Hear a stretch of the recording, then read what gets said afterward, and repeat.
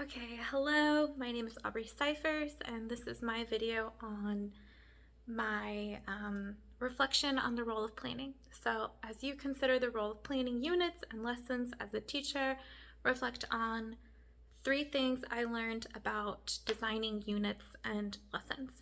So number 1, start with the standard, because that will tell you where you need to start. And I looked at the standards for English language arts, and there are categories. So I was looking at it, and I chose language. Right now I'm working a summer school program with 7th and 8th graders, so I chose 8th grade language, and one of them was the knowledge of language. Use knowledge of language and its conventions when writing, speaking, reading, or listening. Use verbs in active or passive voice and in the conditional and subjunctive mood. Achieve. So that's like a lot of information. Starting with the standard is going to help you develop the entire plan.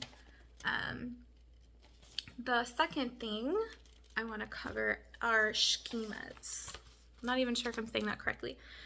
Schemas are really important, and they are helpful to activate the student learning.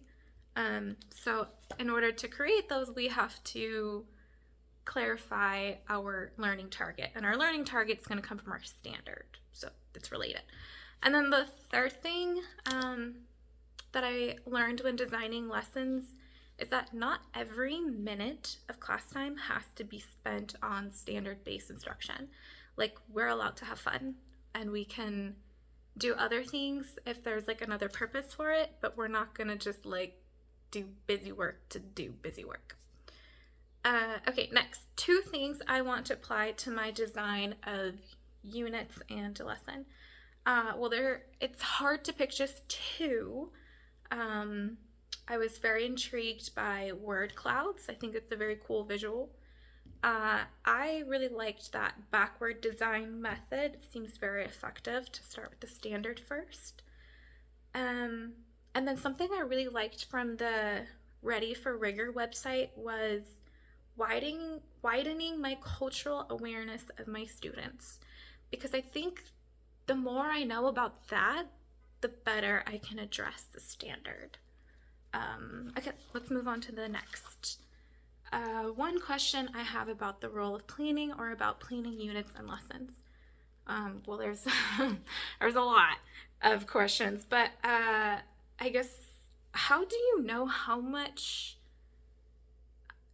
time or how many lessons you need to plan for? And what do you do as a teacher if you run out of time? Or how do you pick what you're going to omit while still making sure that you're going to meet those standards and have good student learning and all of the things?